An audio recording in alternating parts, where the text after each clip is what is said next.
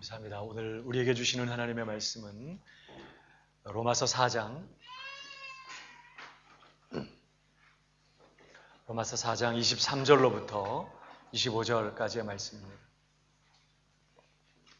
로마서 4장 23절로부터 25절까지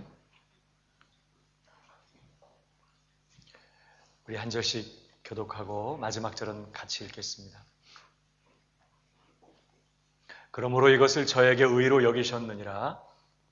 저에게 의로 여기셨다 기록된 것은 아브라함만 위한 것이 아니요 의로 여기심을 받을 우리도 위함이니 곧 예수 우리 주를 죽은 자 가운데서 살리시기를 믿는 자라. 다 같이 예수는 우리 범죄함을 위하여 내어줌이 되고 또한 우리를 의롭다 하심을 위하여 살아나셨느니라.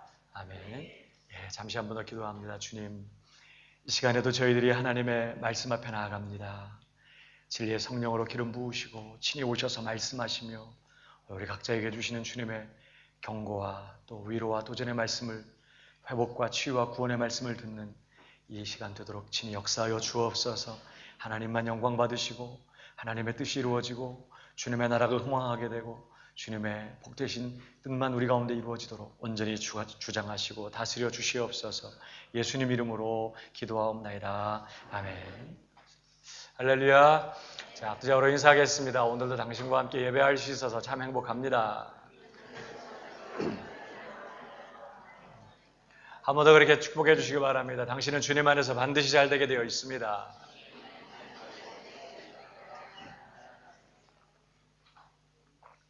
네. 바울은 지금껏 믿음의 조상인 아브라함을 예로 들어서 사람이 하나님 앞에 의롭다 하심을 받는 것은 오직 믿음으로만 된다는 사실을 줄기차게 논증해 왔습니다. 이 이신칭의 교리가 지금까지 바울이 논증하고 또 주장했던 내용의 핵심인 것이죠. 이제 오늘 본문은 지금까지 논증의 결론이라고 할 수 있겠습니다. 두 주 전부터 살펴본 것처럼 의롭다 하심을 얻은 이 아브라함의 믿음은 오직 하나님의 말씀을 믿는 믿음이었어요. 그러니까 이제 지난주에는 부활주일이어서 이 대목 중에 부활에 관한 말씀만 잠깐 살펴보았고 그 두 주 전에 아브라함의 믿음, 의롭다 하심을 입었던 하나님 앞에 의롭다 하심을 받았던 이 아브라함의 믿음, 어떤 믿음이에요? 하나님의 말씀을 믿는 믿음. 자신의 불가능한 처지와 상황에 관계없이 하나님의 말씀 그대로를 믿는 믿음. 더 나아가 하나님의 이 말씀 믿을 때에 하나님께서 이 말씀하신 바를 능히 이루실 것을 확신하는 그런 믿음이었어요. 그뿐만이 아니라 하나님을 영화롭게 하는 믿음이었다고 말씀드렸습니다. 다시 말하면 자신의 불가능한 처지에도 불구하고 자신의 연약함을 주목하고 거기에 집중하는 것이 아니라 말씀하시고 능히 이루실 그 하나님, 그 하나님을 바라보며 그 하나님께서 행하실 일들을 기대하면서 끊임없이 하나님만을 주목하고 난 안 돼, 할 수 없어, 그래도 하나님은 하실 거야, 하나님이 말씀하셨고 그가 이루실 거야, 끊임없이 그렇게 하나님을 바라보면서 하나님을 높이고 하나님을 영화롭게 했던 믿음이었다고 말씀드렸습니다. 자, 그렇게 해놓고 이제 이어서 오늘 본문이에요. 23절. 저에게 의로 여기셨다 기록된 것은 아브라함만 위한 것이 아니요 의로 여기심을 받을 우리도 위함이니 곧 예수 우리 주를 죽은 자 가운데서 살리신 이를 믿는 자니라. 중음에서 자꾸 바울이 뜨는데 저에게 의로 여기셨다 기록된 것은 아브라함만 위한 것이 아니요 의로 여기심을 받을 우리도 위함이니. 아브라함이 믿음으로 의롭다함을 받은 이 사건이 기록된 것은 아브라함만 위한 게 아니라는 거예요. 사실은 의롭다 하심을 얻을 우리를 위한 것이라는 거예요. 그러니까 무슨 말씀입니까? 아브라함이 믿었던 것처럼 우리가 믿으면 아브라함이 받았던 것처럼 우리도 의롭다 하심을 받을 수 있다. 이것을 위해서 아브라함 사건이 기록되어 있었고, 그리고 바울은 그 사건을 지금 끌어다가 우리가 어떻게 의롭다함을 받게 되는가 하는 사실을 논증해오고 있었던 것이죠. 옆 사람에게 좀 그렇게 격려해 주시기 바랍니다. 아브라함처럼 믿읍시다. 아브라함처럼 믿어야 됩니다. 성경에 아브라함을 단순한 영웅이나 단순한 어떤 위인으로 지금 부각시키는 게 아니라 이제 어떻게 한 사람이 구원에 이르게 되는지, 어떠한 믿음을 가지고 하나님의 그 구원의 은혜를 누리게 되는지를 정확하게 보여주고 있는 것이죠. 그래서 우리도 아브라함이 믿었던 것처럼 믿어야 한다는 사실을 우리가 기억하면서, 자, 우리에게 있어서는 아브라함처럼 믿는 믿음은 어떤 믿음일까 하는 거예요. 아브라함처럼 믿어야 하는데 우리에게 있어서는 의롭다 하심을 얻는 믿음은 어떤 믿음일까? 이것에 대한 답이 오늘 본문에 제시되고 있습니다. 사실은 지금까지 해왔던 모든 논증의 결론이라고 할 수 있기 때문에 중복되고 반복되는 내용들이 있지만 함께 정리해 보았으면 좋겠어요. 우선 24절을 보십시오. 의로 여기심을 받을 우리도 위함이니 곧 예수 우리 주를 죽은 자 가운데서 살리신 이를 믿는 자니라. 의롭다 하심을 얻는 믿음은 어떤 믿음? 누구를 믿는 믿음? 예수 우리 주를 죽은 자 가운데서 살리신 이를 믿는 믿음이에요. 예수 우리 주를 죽은 자 가운데서 살리신 이 누구시죠? 하나님, 성부 하나님. 그러니까 기독교 신앙은 하나님께서 예수 그리스도를 죽은 자 가운데서 살리셨다는 것을 믿는 그런 신앙이에요.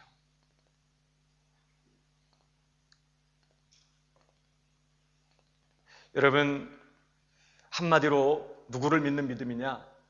성부 하나님을 믿는 믿음이에요. 기독교 신앙의 알파와 오메가는 바로 이 성부 하나님에 대한 신앙이라고 할 수 있습니다. 물론 이 말이 예수 그리스도나 성령이 덜 중요하거나 믿음의 대상이 아니다, 이런 차원의 말씀이 아니에요. 오히려 반대죠. 우리는 성부 하나님, 성자 예수 그리스도, 성령을 믿습니다. 그런데 기독교 신앙에서 가장 위험한 게 뭐예요? 치우치는 것이에요. 균형을 잃어버리고 한쪽으로 쏠리는 것입니다. 요즘 그게 얼마나 위험한 건지 확인했잖아요.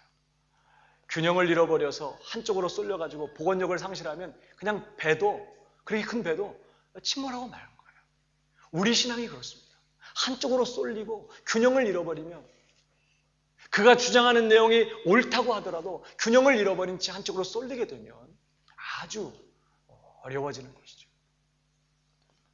어떤 분들은 그저 성부 하나님께만 집중하고 그저 하나님만 바라봐요.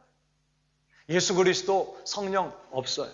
생각하지 않습니다. 안중에 두지 않습니다. 언급하지도 않아요. 필요성도 느끼지 않습니다. 오직 하나님만 바라보고 하나님만 예배하고 하나님만 높이고 하나님만 이야기해요. 어떤 분들은 성부 하나님은 없고 오직 예수 그리스도만 바랍니다. 예수 그리스도만 바라보고 예수 그리스도만 생각하고 예수 그리스도에 대해서만 말하고 예수 그리스도께 기도하고 예수 그리스도만 찬양하고 예수 그리스도만 의지하고 늘 그렇게 예수 그리스도만 얘기해요. 성부 하나님에 대해서는 아무것도 언급이 없고 생각이 없어요. 어떤 분들은 성령을 무시한 채 지나치게 성령님에 대해서는 전혀 생각을 하지 않습니다. 또 반대로 지나치게 성령님만 말하는 거예요. 뭐 하나님, 예수 그리스도는 없어. 그냥 오직 성령. 모두가 잘못된 것이에요. 여러분, 참된 기독교 신앙은 우리가 오늘도 예배를 시작하면서 고백했지만 전능하사 천지를 만드신 하나님 아버지를 내가 믿어. 두 번째, 그 외아들 우리 주 예수 그리스도를 믿어. 이는 그러면서 예수님을 쭉 설명하고 그 다음에 성령을 믿어. 그러니까 우리 기독교 신앙의 핵심은 삼위일체 하나님에 대한 신앙이에요. 여기에서 우리가 균형을 잃어버리면 안 되는 거예요. 예배를 드릴 때도 성령 안에서 예수 그리스도의 공로 의지하여 하나님 아버지께 나가는 거예요. 그냥 하나님만 생각한다든지 예수님밖에 없다든지 성령만 치우치게 되는 것이고 좌초하는 배처럼 위험하다는 것이에요. 항상 이런 성삼위 하나님에 대한 삼위일체 하나님에 대한 의식을 늘 가지고 그렇게 우리가 늘 하나님을 섬겨야 되는 것이죠. 여러분, 그러나 그럼에도 불구하고 기독교 신앙의 출발과 종점은 바로 성부 하나님 아버지라는 거예요. 여러분, 이 모든 것을 시작하신 분은 바로 하나님이셨어요. 세상이 자기와 화목하게 하기 위하여 자기 아들을 이 세상에 보내신 분은 누구세요? 하나님이셨어요. 그의 아들에 관한 그 복음을 오래전부터 약속하시고 그 복음을 우리에게 주시고 그 복음을 믿는 자들을 구원하시는 이는 바로 하나님 아버지세요. 예수 그리스도께서 오신 목적도 우리를 하나님께로 인도하여서 죄인들이 하나님과 화목하게 되는 그것을 목적하고 오셔서 그 일을 이루신 거예요. 성령이 오신 목적도 마찬가지입니다. 하나님께서 성령을 약속하시고 예수 그리스도를 통하여 성령을 우리에게 보내주시고 그 성령을 통하여 당신의 일을 이루어 가시는 분은 하나님 우리 아버지세요. 성부 하나님.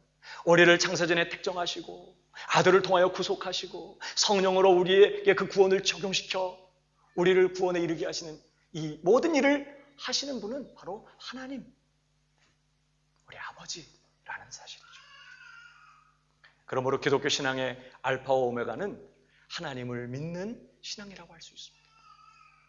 여기서 우리가 균형과 치우침이 있어서는 균형을 붙들고 치우침이 있어서는 안 되는 것이죠.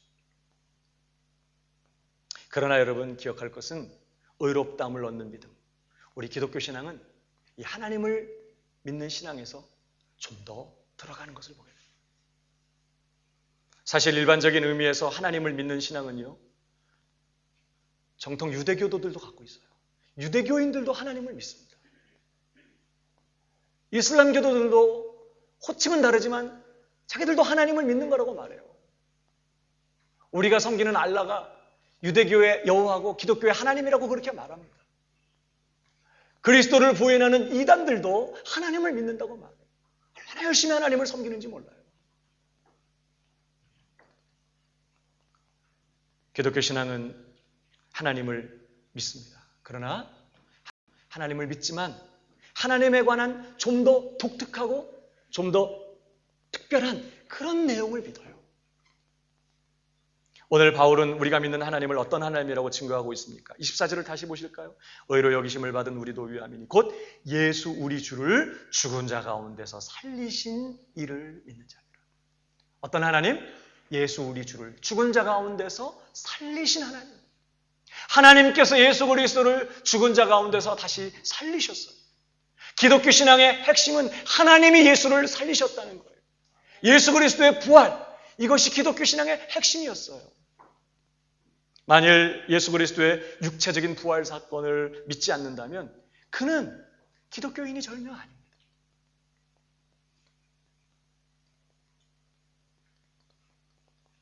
많은 사람들이, 많은 신학자들조차 예수 그리스도의 역사적인 부활 사건을 인정하지 않습니다. 신화라고 얘기해요. 믿는 자들이 그렇게 꾸며낸 이야기라고 말합니다. 그러면서 우리에게 중요한 거는 예수님의 역사적 부활 사건이 아니라 그 부활이 주는 의미, 그게 중요한 거야. 이렇게 해석을 해요. 그렇지 않습니다. 예수님의 이 부활의 역사적인 그 사건 그 자체가 기독교 신앙의 기초가 되고 있는 것이에요. 하나님은 예수를 육체적으로 그를 다시 살리셨고 기독교 신앙은 바로 그 하나님 그리고 그 하나님이 행하신 그 일을 믿는 것이에요. 그러므로 기독교 신앙, 다시 말하면 의롭다 하심을 얻는 이 믿음은 하나님께서 우리 주 예수 그리스도를 죽은 자 가운데서 살리신 것을 믿는 믿음이라고 할 수 있습니다. 여러분, 그래서 로마서 10장 9절도 보실까요? 네가 만일 내 입으로 예수를 주로 시인하며 또 하나님께서 그를 죽은 자 가운데서 살리신 것을 네 마음에 믿으면 구원을 받는다. 어떻게 구원을 받는다고요? 예수님이 주님이신 것을 고백하고 하나님께서 그를 죽은 자 가운데서 살리신 것을 네 마음에 믿으면 구원을 받는다는 거예요. 이것이 기독교 신앙이 말하는 믿음의 내용입니다. 그러면 좀 더 구체적으로 들어가서 예수 우리 주를 죽은 자 가운데서 살리신 하나님을 믿는다는 것은 뭘 의미할까요? 하나님이 예수 그리스도를 다시 살리셨다, 나는 그것을 믿습니다 라고 말할 때 좀 더 구체적인 그 내용은 무엇을 말하겠습니까?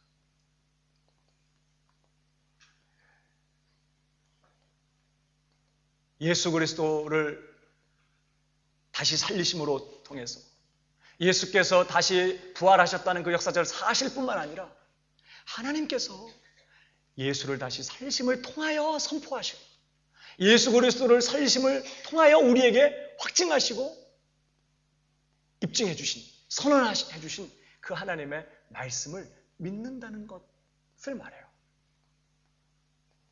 여러분, 예수님의 부활 사건은 놀라운 하나님의 메시지였어요. 옛적의 선지자들을 통해서 말씀하시던 하나님은 이 마지막 날에 그 아들을 통하여 우리에게 말씀하셨다. 히브리서가 그렇게 기록하는데 하나님은 예수 그리스도를 통하여 특별히 그분의 부활 사건을 통하여 우리에게 놀라운 선포를 하신 거예요. 여러분, 예수님의 부활 사건을 통해서 하나님이 선포하시고 말씀하신 것이 무엇입니까? 의롭다함을 받는 믿음은 바로 그 하나님과 그 말씀을 믿는 것이거든요. 이 부활 사건을 통해서 우리 하나님이 말씀하신 내용이 무엇입니까? 첫 번째는 예수가 하나님의 아들이시라는 거예요. 한번 따라 하십시다. 예수가 하나님의 아들이시다. 우리가 지난 주일에 부활의 의미를 생각하면서 하나님은 예수 그리스도의 부활을 통해서 그의 의로우심을 입증하셨다고 그렇게 말씀드렸어요. 부활 사건은 예수님에게 전혀 죄가 없으며 그에게 틀린 것이 전혀 없으며 그는 하나님 앞에 완전한 의인이었다라는 사실을 하나님께서 입증해 주신 사건이 예수의 부활 사건이었다고 말씀드렸어요. 이게 무엇을 말하는 것입니까? 여러분, 사람들은 자신을 하나님의 아들 그리스도라고 주장하는 예수를 십자가 못 박아 죽였습니다. 거짓말이라는 거예요. 신성 모독죄인이라는 거예요. 너 틀렸다는 것입니다. 그런데 사람들이 그를 못 박아 죽였지만 하나님께서 그를 다시 살리셨어요. 무슨 뜻이에요? 그가 옳았다는 거예요. 예수가 틀리지 않았다는 것을 하나님께서 직접 친히 입증해 주셨다는 것을 말하는 것입니다. 예수는 그가 자신에 대해서 주장한 대로 그리스도이며 하나님의 아들이시라는 사실을 하나님께서 친히 그의 부활을 통해 입증하시고 선포하시고 확증해 주셨다는 거예요. 그래서 여러분, 로마서 1장 3절을 보십시오. 이 아들로 말하면 육신으로는 다윗의 혈통에서 나셨고 성결의 영으로는 죽은 가운데서 부활하여 능력으로 하나님의 아들로 인정되셨습니다. 무엇을 통해서 하나님의 아들로 인정되셨어요? 부활을 통해서. 부활을 통해서 하나님의 아들이 되신 게 아니라 원래부터 하나님의 아들이셨지만 이 부활 사건을 통해서 그가 하나님의 아들이셨다는 사실이 입증되고 선언되고 선포되었다는 그런 말씀이에요. 예수님의 부활 사건은 그렇게 하나님이 친히 예수가 하나님의 아들이시라는 사실을 선언하신 그런 사건이었습니다. 그래서 우리가 예수님을 주님이라고 고백하는 거예요. 단순히 주님이라는 고백은 그저 우리 삶의 주인이시다 이런 차원을 더 넘어서는 개념이에요. 구약 성경을 보면 하나님 여호와의 이름을 부를 때 사람들은 그 여호와의 이름을 부르지 않았어요. 너무 거룩한 이름이니까. 서기관들이 그 이름을 기록할 때도 붓을 닦고 들어가서 목욕을 하고 그리고 와서 하나님의 이름을 썼어요. 부를 때도 하나님의 이름을 부르지 않습니다.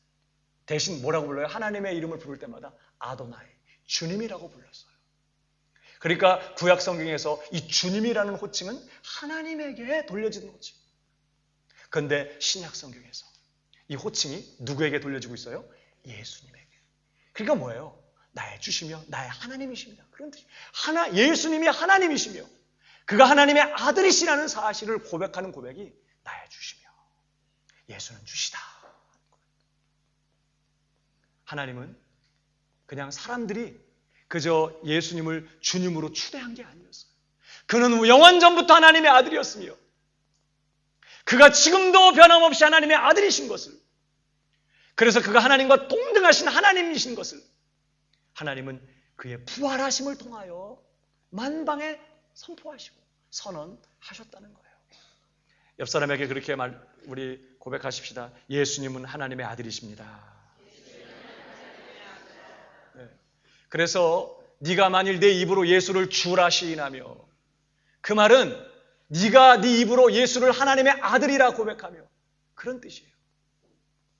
빌립 이디오피아 내시에게 복음을 전했습니다. 개역성경에는 그 내용이 더 오래된 사본에는 없기 때문에 없음 이렇게 되어 있지만, 어떤 사본에 보면 이제 이디오피아 내시가 지나가던 길에 물 있는 곳에 이르러서 내가 세례받음이 무슨 거리낌이 있겠냐, 이렇게 나도 세례받고 싶다. 그럴 때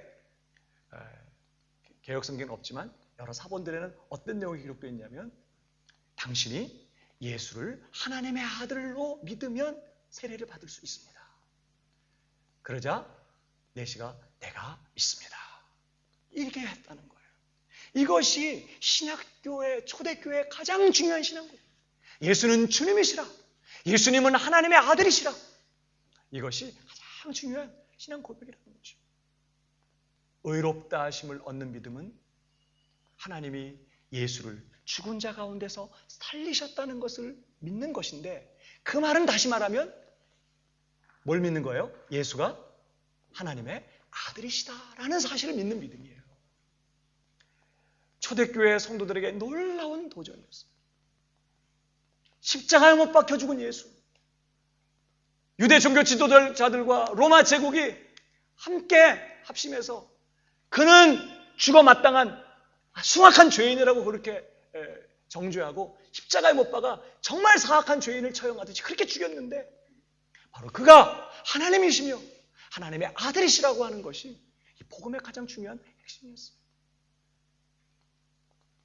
예수가 하나님의 아들이심을 믿는다면, 그가 나의 주님이 되셨다는 사실을 믿는다면, 그는 구원을 받고 의롭다 하심을 얻게 되는 거예요. 그뿐만이 아니라 예수 그리스도의 부활을 통하여 하나님이 선포하시고 말씀하신 것이 무엇입니까? 첫 번째는 예수가 하나님의 아들이시라는 것을 하나님께서 선포하셨고, 두 번째는 예수 그리스도가 우리의 모든 죄를 담당해 주셨다는 것을 선포하셨어요. 이것이 부활을 통해서 하나님이 선포하신 내용이에요. 여러분, 하나님께서 예수님을 죽은 자 가운데서 다시 살리셨다는 것은 뭘 전제로 하는 것이죠? 예수가 이전에 죽었다는 것을 전제로 한 말씀. 그래서 오늘 성경을 보십시오. 예수님에 대해서 말하면서 그의 죽음에 대해서 이렇게 말합니다. 25절. 예수는 우리 범죄함을 위하여 내어줌이 되고. 예수는 우리 범죄함을 위하여 죽으셨다, 이렇게 말하지 않아요. 내어줌이 되었다. 그는 십자가의 죽음에 넘겨졌어요. 그러면 그를 십자가의 죽음에 넘긴 분은 누굴까요? 다른 유다? 빌라도?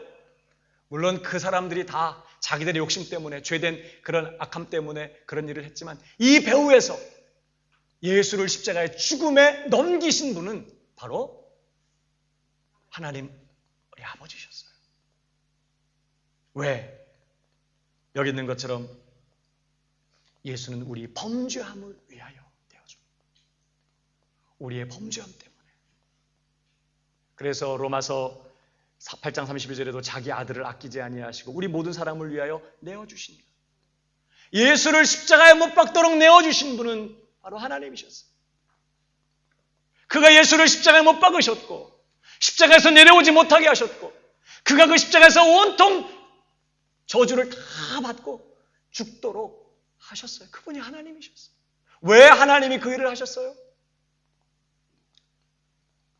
죄 없으신 하나님의 아들이 우리 대신 우리의 모든 죄를 짊어지고 십자가에 못 박혀서 우리의 죄값을 치러주는 것 외에는 저와 여러분의 죄 문제가 도무지 해결될 수 없었고, 우리가 죄사함 받고 하나님 앞에 용서받을 길이 전혀 없었기 때문에 죄 없는 하나님의 아들이 사람이 되셔서 우리를 대신해서 그 모든 죄를 다 짊어지고 십자가 못 박혀 그 죄값을 치러주시는 것 그 외에 방법이 없었기 때문에 하나님께서는 당신의 아들을 십자가에 못 박으신 거예요. 그리고 예수 그리스도 안에서 모든 율법의 저주, 우리 죄 때문에 정말 임하게 된 그 모든 율법의 저주를 예수 그리스도에게 쏟아부으셨어요. 우리 모든 죄를 담당시키시고 모든 저주를 그에게 쏟아부으시고 모든 형벌을 그에게 가하시고 남김없이 예수 그리스도 안에서 우리의 죄를 심판하셨어요. 그렇게 철저하게 예수 그리스도 안에서 우리의 죄를 처리해버리셨어요. 그래서 성경은 이렇게 말합니다. 시편 103편 12절을 보실까요? 한 번 더 같이 읽어보십니다. 시작. 같이 우리 죄가를 우리에게서 멀리. 하나님께서 공의로운 분이기 때문에 그냥 내가 하나님인데 용서해 줄게. 그리고 죄를 그냥 치워버린다면, 죄를 없는 것으로 한다면 하나님은 불의한 거예요. 그런 하나님을 우리는 신뢰할 수 없어요. 그러나 하나님은 어떻게 해요? 예수 그리스도의 그 십자가, 그 아들의 그 십자가를 통해서 우리의 죄를 처리하셨어요. 어느 정도로? 동이 서에서 먼 것 같이 우리의 죄가를 멀리 옮기셨어요. 여러분, 동과 서는 영원히 만날 수 없는 지점이에요. 동은 영원토록 서쪽으로 갈 수 없고 만날 수 없어요. 서쪽을 향해서 하루 종일 달려도 아직도 서쪽이고 아직도 동쪽이고, 동과 서는 영원히 만날 수 없는 지점. 그렇게 하나님께서 그냥 단순히 우리의 죄를 이렇게 옮기신 정도가 아니라 영원히 문제 삼지 않겠다고 옮겨버렸다는 뜻이에요. 심지어 이렇게도 표현합니다. 이사야 38장 17절을 보십시오. 같이 읽어봅니다. 시작. 나의 모든 죄는 주의 등 뒤에 던지셨나요. 물론 시적인 그런 표현인데, 여러분, 등 뒤에, 우리의 모든 죄를 하나님께서 등 뒤에 던지셨어요. 뭘 말할까요? 등을 쳐다볼 수 있는 사람이 있어요. 내 등. 이렇게 해가지고 내 등을. 뒤는 쳐다볼 수 있어. 자기 등은 쳐다볼 수 없습니다. 거울이 있어야 이렇게 뭐 비춰본다든지, 내 등에 뭐 묻었어? 이렇게 할 수 있는. 만약에 목을 꺾어가지고 자기 등을 쳐다볼 수 있다. 병원 가셔야 됩니다. 불가능합니다. 여러분, 우리의 죄가를, 내 죄를 그의 등 뒤에 던졌다는 말은 무슨 말일까요? 이제 더 이상 영원히 그 죄를 쳐다보지 않겠다는 뜻이에요. 하나님이 더 이상 우리의 죄를 영원히 문제 삼지 않겠다는 거예요. 완전히 잊어버리겠다는 뜻이에요. 영원히 옮기셨고 영원히 생각하지 않겠다는 뜻이에요. 어떻게 그 일이 가능해졌다고요? 그의 아들이 죄 없으신 몸으로 우리 대신 우리의 모든 죄가를 짊어지고 십자가 못 박혀 우리의 죄값을 남김없이 치르심으로 말미암아 하나님은 우리의 죄를 동이서에서 먼 것 같이 멀리 옮기실 수 있었고, 우리의 죄를 그의 등 뒤에 던져버리시고 내가 다시는 이 불법을 사하였으니 다시 기억하지 아니하리라 말씀하실 수 있었던 것이죠.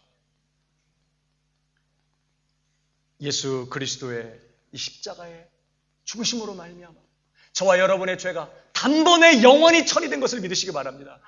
앞으로 지을 모든 죄까지, 내가 짓고 있는 죄, 앞으로 지을 모든 죄까지 주님이 송두리째 남김없이 짊어지고 십자가에 가셨어요. 하나님은 그 죄를 십자가에서 완전히 처리해버리셨어요.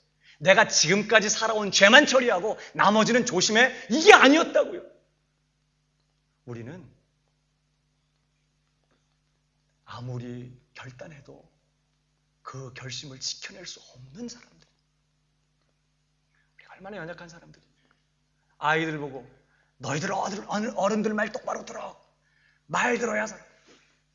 중학교 때 고등학교 때 계속 가르치는 게 그거잖아요. 어른 말 잘 들어. 요번에 그랬잖아요. 세월호에서 어른 말 잘 들으라고.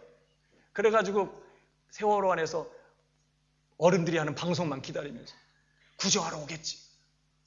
그런 아이들은 다 죽었어요. 그때도 말 안 듣는 애들이 있었어요. 어른들이 말하면 반대로 튀는 애들. 걔네들만 살았대요. 어제 누가 좀 웃기는 얘기를 그렇게 하네. 그냥 말 듣고 가만히 대기하고 있던 애들은 다 죽고 바깥에 나왔던 아이들만 살았다. 그러니까 여러분, 이제 우리가 그 젊은 아이들한테, 어린 아이들 뭐라고 가르치죠? 아이들은 헷갈릴 거예요. 어른들의 말을 들어야 사는 거야, 안 들어야 사는 거야? 어른들은 말 들어야 산다고 가르쳐도 그것을 지킬 수 있는 능력이 없어요. 저는 세월호 얘기만 하면 다 욕을 먹게 되는데 말하지 말아야 되는데, 사랑하는 여러분, 예수님이 죽으실 때 과거에 내가 생각나는 그런 죄만 짊어지고 가신 게 아니에요. 생각하지도 못했던 죄, 내가 엄마 뱃속에서부터 지었던 죄, 엄마의 젖을 먹으면서부터 지었던 그런 죄, 내가 죄인지도 모르며 지었던 모든 죄, 앞으로도 지을 내 인생 전체 모든 죄를 예수님이 다 가져가셨어요. 십자가에서 그 죄를 담당하시고 십자가에서 그 죄값을 다 치르시고 내 존재의 모든 죄를 그렇게 예수 그리스도 안에서 하나님은 심판하셨어요. 그의 이 죽으심 가운데 다시 살리심을 통해서 하나님은 예수 그리스도, 내 아들이 택한 백성의 모든 죄를 영원히 단번에 처리하셨다는 사실을 선포하시고 선언해 주셨던 거예요. 그게 부활 사건인 것이죠. 그러니까 하나님의 이 예수 그리스도의 부활 사건은 하나님께서 예수가 하나님의 아들이 우리의 모든 죄를 담당해 주셨다는 것을 선포하시는 그런 말씀이었어요. 그뿐만이 아닙니다. 세 번째로 예수 그리스도의 부활을 통하여 하나님이 선포하시고 말씀하신 내용은 예수 그리스도의 피로 인해서 우리가 완전한 죄사함뿐만 아니라 의롭다 하심을 얻게 되었다는 것을 선포하는 사건이었어요. 하나님은 이 예수님의 부활을 통해서 이제 아들 예수 그리스도를 통하여 택한 백성들이 완전한 죄사함과 완전한 의롭다 하심을 얻게 되었다는 사실을 그렇게 선언해 주셨다는 것입니다. 그래서 25절도 보세요. 예수는 우리의 범죄함을 위하여 내어줌이 되고 또한 우리를 의롭다 하심을 위하여 살아나셨느니라. 지난주일에 말씀드린 것처럼 부활은 하나님께서 자기 아들의 십자가에서 행하신 그 예수님의 속죄의 제사를 기쁘게 연락하시고 받으셨다는 증거라고 말씀드렸어요. 예수님의 속죄 제사를 하나님이 기쁘시게 받으셨다는 것을 입증하는 사건이 예수님의 부활이라고 말씀드렸습니다. 예수님께서 십자가를 못 박히셔서 마지막 숨을 몰아쉬시면서 죽으시기 전에 다 이루었다 선언하셨습니다. 얼마나 놀라운 선언인지 몰라요. 다 이루었다. 아버지께서 내게 하라고 주신 일을 내가 다 이루었습니다. 그런 말씀이거든요. 여러분, 그 말씀 그대로 예수님은 그의 전생애를 통해서 하나님의 택한 백성들을 대신하여 율법의 요구를 남김없이 다 이루어 주셨어요. 우리는 순종할 수 없었지만 예수님이 우리를 대신하여 정말 완전하게 순종하셨어요. 죽기까지 복종하셨어요. 십자가의 죽으십니다. 예수님의 십자가 죽으심은 예수님의 순종의 극치였어요. 그렇게 죽기까지 순종하심으로 우리에게 필요한 완전한 의의를 예수님이 대신 다 이루신 거였어요. 그뿐만이 아니라 예수님의 십자가 죽으심으로 완전한 속죄도 이루셨어요.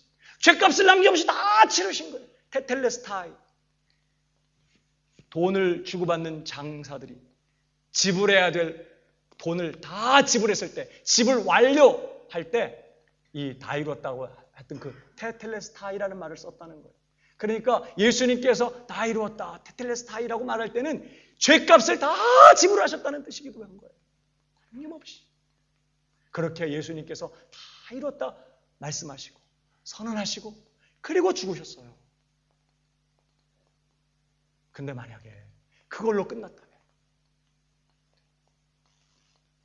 우리는 정말로 예수님이 다 이루신 건지, 정말로 예수님이 우리를 대신하여 완전한 의의를 이루셨을 뿐만 아니라 우리의 모든 죄값을 다 치르심으로 이제 예수님 때문에 우리가 이제 그가 대신 형벌 받으심으로 우리가 죄 용서함을 받고 그가 대신 순종하심으로 우리가 완전히 의롭다 하심을 받게 되었는지 확인할 방법이 없었어요. 그가 십자가에 힘없이 죽고 무덤에 장사되었을 때 제자들마저도 낙심에 빠졌습니다. 우리는 그가 우리를 구원할 그리스도라고 생각하고 바랐노라. 그러면서 낙심하고 있었어요. 사람들은 예수가 실패했다고 생각했을 것입니다. 그걸로 끝이었어요. 만약에 예수가 부활하지 않았다. 그런데 하나님께서 그를 다시 살리셨어요. 죽은 자 가운데서 다시 그를 살리셨어요. 살리심으로 그의 십자가를 통한 속죄의 사역이 하나님 앞에 만족했으며 하나님께서 그의 십자가 속죄 사역을 기쁘게 연락하셨고 그래서 예수님의 십자가를 통해서 우리의 모든 죄가 이제 용서받게 되었고 예수님의 십자가상에서 완성하신 그 완전한 순종으로 말미암아 우리가 값없이 의롭다 하심을 얻게 되었다는 사실을 누가? 하나님이 직접 친히 부활을 통해서 선포하셨다 이 말. 그러니까 예수님의 이 부활 사건은 놀라운 하나님의 메시지였어요. 세 가지. 예수는 하나님의 아들이시다. 그래서 너희는 십자가 못 박아 죽였으나 하나님께서 그를 주와 그리스도가 되게 하셨느니라. 그런 말씀 있잖아요. 십자가에 죽으신 예수를 다시 살리심으로 예수는 하나님의 아들 그리스도라는 사실, 하나님의 아들이시라는 사실을 선포하셨고, 더 나아가 예수가 우리의 모든 죄를 남김없이 다 담당해 주셨다는 것을 선포하셨고, 세 번째는 이제 그 예수 그리스도로 말미암아 택한 백성들이 값없이 죄 사함을 받고 의롭다 하심을 얻게 되었다는 사실을 이 이 예수님의 부활 사건을 통해서 하나님이 선언하시고 선포해 주셨다는 것입니다. 그러므로 사랑하는 여러분, 의롭다 하심을 얻는 믿음은 아브라함처럼 믿는 거예요. 하나님께서 아브라함에게 찾아오셔서 아브라함아, 네 후손이 하늘의 별을 봐 이와 같으리라 하실 때 도무지 믿기 어려운 말씀이었어요. 정말 그럴 수 있을까? 어떻게 그런 일이 일어날 수 있지? 나는 정말 자식도 없고 나는 정말 이렇게 늙었고 나는 정말 불가능한 상황 가운데 있는데 하나님께서 내 몸을 통해 자식이 태어날 것이고 그리고 그 자손이 저렇게 하늘의 별같이 저렇게 번성하게 될 것이라네 말씀하실 때 아브라함은 어떻게 했죠? 그 말씀을 믿었어요. 그대로 믿었어요. 그대로 믿고 그 말씀을 하나님께서 능히 이루실 것을 확신했다고 그렇게 말합니다. 이것을 저에게 의로 여기셨느니라.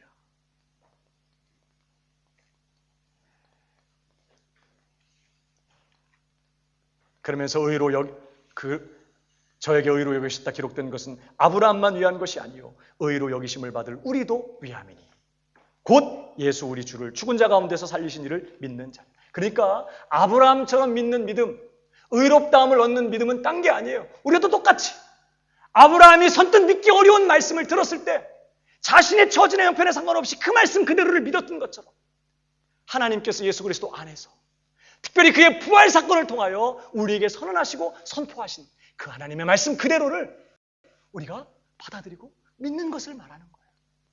부활을 통해서 뭘 말씀하셨다고요? 예수는 하나님의 아들이시다. 그 아들이 우리의 모든 죄를 담당해 주셨다.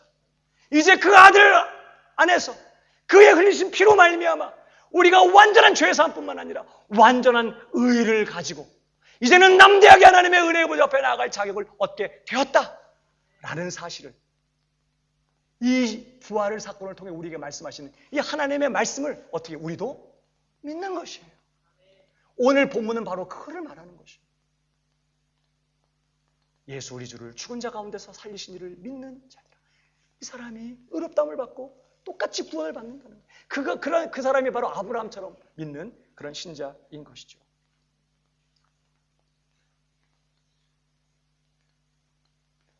기독교 신앙은 다른 것을 믿는 게 신앙이 아니에요.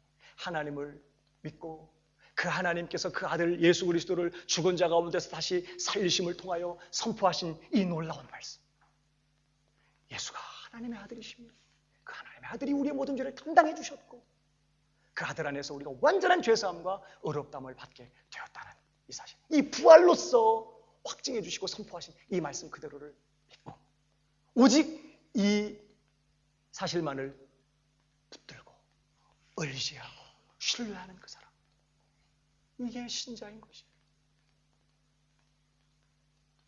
그저 하나님을 믿고 종교 생활을 하면서 착하게 선하게 사는 것이 기독교 신앙이 아닌 것이에요. 오직 예수 그리스도 하나님의 아들이시며 내 모든 죄를 담당해 주셨고 이제 그 안에서 완전한 죄사함을 받고 의롭다함을 받게 되었다는 그 사실을 믿고 확신하는 이 믿음이 한 사람을 그리스도인이 되게 하는 거예요. 백날 교회를 출석하고 아무리 내가 하나님을 믿는다고 말하고 열심히 종교 생활을 드려도 그에게 있어서 예수가 하나님이 아니라면, 나는 예수가 나의 하나님이시며 나의 주님이 되신 것을 믿습니다. 그가 나의 하나님의 아들이심을 내가 믿습니다. 라고 고백하는 분명한 신앙 고백이 없다면, 그리고 예수 그리스도가 내 모든 죄를 가져가셨고 십자가에서 내 모든 죄가 처리되었고 이제 예수님이 이루신 그 완전한 의의는 이제 내 것이 되었고, 나는 오늘로 이렇게 부족하지만, 이렇게 연약하지만 예수님의 의 안에서, 예수님 안에서 이렇게 완전한 죄 사함을 받고 완전한 의롭다 하심을 얻은 것을 내가 믿습니다. 이 사람을 그리스도인이라고 하는 것이에요. 사랑하는 여러분, 여러분에게 이 고백이 있나요? 여러분에게 이 신앙이 있습니까? 제가 지금까지 말씀드리는, 그리고 바울이 줄기차게 지금까지 선포했던 이 말씀이 무엇을 의미하는지를 여러분 마음 깊이 그렇게 믿는다고 고백하고 계신가요? 이 고백이, 이 믿음이 한 사람을 그리스도인으로 만들어요. 그래서 신자는요, 전적으로 완전한 구원이 오직 예수 그리스도와 그분의 삶, 죽으심, 부활을 통해 이루신 그것에 있다는 것을 믿고 그것만을 의지하기 때문에 이제 그가 하나님 앞에 서기 위해서 의롭다함을 받고, 다시 말하면 이제 하나님 앞에 나아가 뭘 구한다든지, 하나님 앞에 뭘 기도를 드린다든지, 뭐 하나님께서 뭘 해주시기를 바란다든지, 뭐 하나님과 교제하고 하나님 앞에 예배드리고 하나님을 섬기고, 이 모든 일들을 행함에 있어서 그는 절대로 예수 그리스도와 그분이 행하신 그 일 외에 어떤 것도 의지하는 일을 포기해요. 의지하지 않습니다. 심지어 나의 열심, 나의 경건, 나의 어떤 선행, 내가 하나님 앞에서 뭐 했던 뭐 어떤 것도 그는 절대 그것을 의지하지 않아요.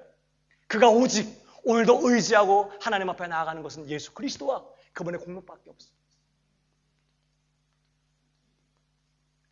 악한 일도 버리지만 내가 했던 선한 일도 다 버려. 그게 회개예요. 아니, 악한 일을 버리는 건 알겠는데 선한 일은 너 포기하고 버립니까? 예. 우리는 내 안에 어떤 것도 선한 게 없다는 걸 알아요. 우리의 선한 행실도 하나님 앞에 끌고 나아가 내밀 수 있는 자격이 전혀 안 돼요. 다 썩어놓고 가고 걸레와 같은 거예요. 우리는 우리 악한 행실뿐만 아니라 종교적이고 선하고 경건해 보이는 그런 모든 행실도 다 포기합니다. 절대 그걸 의지하지 않아요. 우리는 오늘도 오직 뭐만? 예수 그리스도와 그분이 날 위해 이루신 그 완전한 의, 그 완전한 구속, 그것만 의지하고 하나님 앞에 서요. 교회 올 때 한 주간을 돌아보면 한 주간 막 큐티도 열심히 하고 전도도 하고, 기특하게 이번 주는 새벽 기도도 했네, 수요예배도 나오고. 보통 얼굴이 싸해지시는구나. 만약에 그렇게 내가 신앙적으로 잘 살았다면 예배 시간에 올 때 뭔가 오늘 하나님이 충만하게 은혜 주실 것 같고, 뭔가 하나님께서 날 이렇게 기쁘게 맞아주실 것 같고. 근데 지난 주간 돌아보니까 월요일 날은 공중전, 화요일 날은 수중전, 수요일 날은 육박전, 계속 싸웠네.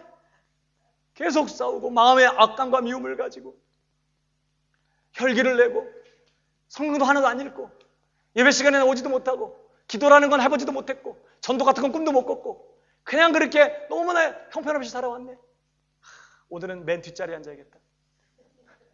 맨 뒷자리에 앉으신 분이 그렇다는 분은 아니고, 오늘 맨 뒷자리다. 오늘은 자숙해야지. 뭐 찬양하면서 네까지 이렇게 뭐 손을 드냐 그러면서 자숙하는 그런 표정, 자책하는 그런 근엄한 표정을 가지고 이렇게. 그는 그리스도인이 아니에요. 그리스도인은 자기가 어떻게 살아왔든지, 물론 오해하지 마세요. 함부로 죄를 져도 된다 이런 말은 절대 아닙니다. 절대 성령을 모신 사람은 함부로 마음대로 죄를 짓지 못해요. 그럼에도 불구하고 우리가 넘어지고 우리가 정말 실패하고 우리가 죄를 범하고 우리가 정말 이렇게 하나님 앞에 정말 고개를 들 수 없는 그런 부끄러운 삶을 살았어도 전혀 그것에 개의치 아니하고 예수 그리스도께서 십자가에서 나의 이런 죄를 담당해 주셨습니다. 예수 그리스도 안에서 나는 완전한 의의를 얻었고 주님 안에서 나는 완전한 의인이 되었습니다 라고 고백하면서 그 의의를 붙들고 하나님 앞에 담대히 서는 거예요. 내가 아무리 뭘 잘했어도 그것 가지고 하나님 앞에 고개 들지 않습니다. 그건 다 쓰레기와 같은 것이고 다 걸레와 같은 걸 뿐이에요. 잘한 게 있다면 은혜 주셔서 한 것이었고, 그저 내가 의지하는 것은 오직 예수 그리스도, 그분의 의, 그것만 붙들고 오늘도 하나님 앞에 서는 것이. 심하게 죄를 짓고 넘어진 때가 있죠. 즉시로 마귀가 와서 우리를 참소해요. 그럴 때에도 우리는 이 죄를 범했지만 바로 이 죄 때문에 예수 그리스도께서 십자가 못 박혀 이 죄값을 대신 치러주신 거야. 그거 생각하면 또 죄 못 짓죠. 마음이 아파서 눈물을 흘리게 되죠. 그러면서 2000년 전에 있었던 그 십자가 사건에서 벌써 이 죄가 처리되었고 이 죄 때문에 주님이 죄값을 치르셨다는 것을 확인하면서 주님, 내가 이렇게 넘어졌지만 이 죄값이 십자가에서 치러진 것을 내가 믿습니다. 그 은혜로 내가 용서받았고 오늘도 예수님의 그 완전한 순종으로 나는 의롭다 하심을 얻고 홀로 주님 앞에 섭니다. 이게 신자라는 거예요. 이게 아브라함이 바랄 수 없는 중에 바라고 믿고 그렇게 하나님의 말씀만을 붙들고 살았던 것처럼 오늘도 우리가 그렇게 살아가야 되는 거예요. 여러분, 특별히 아브라함은 어떤 믿음이었어요? 하나님께 영광 돌리는 믿음이라고 그랬죠. 다시 말하면 자신의 불가능한 처지를 그는 알아요. 아기를 낳을 수도 없고 사라를 보면 더 절망적이고 정말 하나님의 약속을 이룰 수 있는 어떤 조건이나 자격과 능력이 전혀 없다는 자신의 불가능한 처지와 현실을 그는 이미 직시하고 있어요. 잘 알고 있지만 그럼에도 불구하고 하나님이 자기에게 하신 그 말씀 그대로를 믿은 것처럼 우리도 마찬가지. 오늘도 나는 알아요. 내가 지난날 범한 죄가 무엇인지. 작년 여름에 지었던 죄, 올 봄에 지었던 죄, 내가 과거에 지은 죄가 무슨 죄인지 다 알아요. 현재 내가 얼마나 수치스럽고 연약한 가운데 있는지. 오늘도 이렇게 예배를 드리고 있지만 그러나 또다시 하나님의 은혜가 떨어지면 또다시 자빠지고 죄질 수밖에 없는 연약한 인생이라는 사실을 누구보다도 난 잘 알고 있어요. 바울이 내 속에 내 육신에 선한 것이 거하지 아니하는 줄을 아노니 라고 말했던 것처럼 신자는 지금 여전히 자기 안에 악한 본성이 자리하고 있다는 걸 알아요. 기회만 되면 다시 고개를 쳐들고 일어나서 여지없이 나를 삼키고 죄 가운데 나를 사로잡아가는 것을 난 알고 있어요. 그러나 그럼에도 불구하고 신자는 하나님이 그런 나를 위하여 그의 아들을 보내주셨고 죄 없는 하나님의 아들이 내 모든 이 비열함과 이 악한 본성, 이 모든 죄, 이 불순종, 이 교만함, 이 모든 죄를 예수님이 다 짊어지고 십자가에 가셔서 거기서 이 모든 죄값을 다 치러주셨다는 것을 확인하면서 나는 지금도 넘어지고 오늘도 쓰러질 수밖에 없는 연약한 인생이고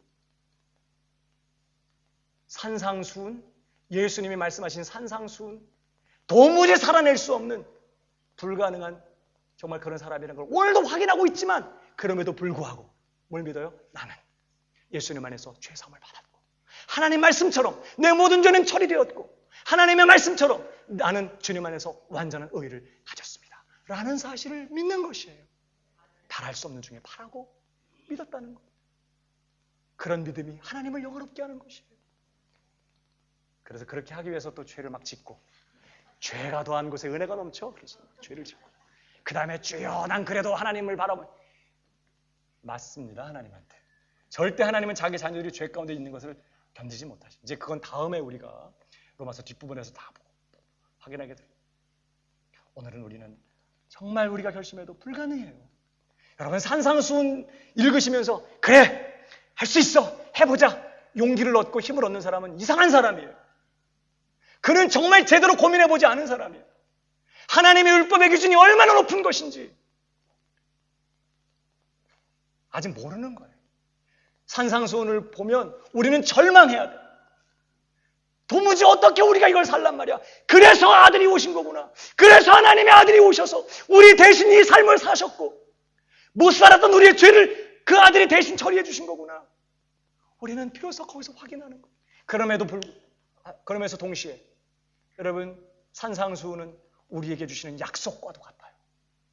여러분 부활은 뭘 확증하는 거라고 그랬죠? 세 번째로 기억나세요? 성도가 영화롭게 부활하게 될 것을 변화되게 될 것을 미리 보여주시고 보증하는 사건이라고 그랬어요. 하나님은 지금 우리를 그냥 이대로 그냥 이렇게 있다가 그냥 천국에 데려가지 않으실 것입니다. 하나님은 뭘 작정하셨어요? 그 아들의 형상을 본받게 하기 위하여 우리를 거룩하고 흠이 없는 영화로운 아들의 형상의 자리까지 우리를 작정하셨어요. 그리고 그것을 이루기 위하여 예수님을 보내서 우리를 구속하시고 우리를 하나님의 자녀들 삼으시고 이제 우리를 그 영화로운 자리까지 데리고 가시는 거예요. 근데 오늘 우리는 어때요? 내 자신을 보면 하나님이 말씀하시고 하나님이 계획하시고 작정하신 그 영화로운 예수님의 온전한 형상의 모습에 비해보면 너무나 절망적. 난 어떻게 변하지 않는 거야 이렇게. 예수를 믿은 지 5년이 됐고 10년이 됐는데 왜 이렇게 똑같은 거야? 작년에 그렇게 내가 죽지 말아야지 범했는데 또 오늘 또 넘어졌네. 정말 우리 자신을 보면 절망 그 자체. 그러나 아브라함처럼 믿는 걸 뭘 말하죠? 그럼에도 불구하고 약속하신 그 이가 능히 이루실 것을 확신하는 거예요. 나는 불가능하지만 그 하나님이 말씀하시고 그 하나님이 찾아오시고 그 하나님이 영화롭게 하시겠다고 결정하셨으니 하나님이 영화로운 자리까지 이 부활, 예수님의 부활을 통해 너희도 이렇게 영화롭게 될 것이다. 그렇게 보여주셨으니 그렇게 선언하고 말씀하셨으니 그 하나님이 이루실 줄로 믿습니다. 내 연약한 모습이 아닌 하나님이 이루실 그 일을 바라보고 우리 속에 내 속에 착한 일을 시작하신 그 이가 그리스도 예수의 날까지 이루실 것을 확신합니다 라고 말하며 지금 내 모습은 불가능하고 지금 내 모습은 여전히 넘어지고 지금 내 모습은 여전히 비열하고 정말 수치스럽고 정말 연약한 모습이지만 내 연약한 모습 바라보지 않고 영화롭게 우리를 다듬어내실 그 하나님 그 약속을 이루실 부활을 통하여서 선포하신 너희도 이렇게 영화로워질 것이다 말씀하신 그 하나님이 이루실 것을 믿고 오늘도 꿋꿋하게 믿음의 길을 가는 그런 사람을 성경은 신자라고 하는 것이에요. 여러분은 그런 신자가 되셨어요? 물론 이제 주님을 기쁘시게 하기 위해서 열심히 노력하고 하나님의 뜻을 살기 위해 애를 쓰고 그거는 신자가 된 다음에 구원을 받은 다음에 그 은혜가 감사해서 우리가 자원함으로 그렇게 하는 거예요. 여러분 하나님의 은혜, 하나님의 사랑은 그런 거랑 관계가 없어요. 이미 그리스도 안에서 우리의 죄가 처리되었고 우리는 완전한 의롭다움을 얻었어요. 오늘 그 사실을 확인하고 오늘도 흔들리지 않고 믿음의 길을 걸어가는 우리 광명교회 모든 성도가 다 되시기를 주님의 이름으로 축복합니다.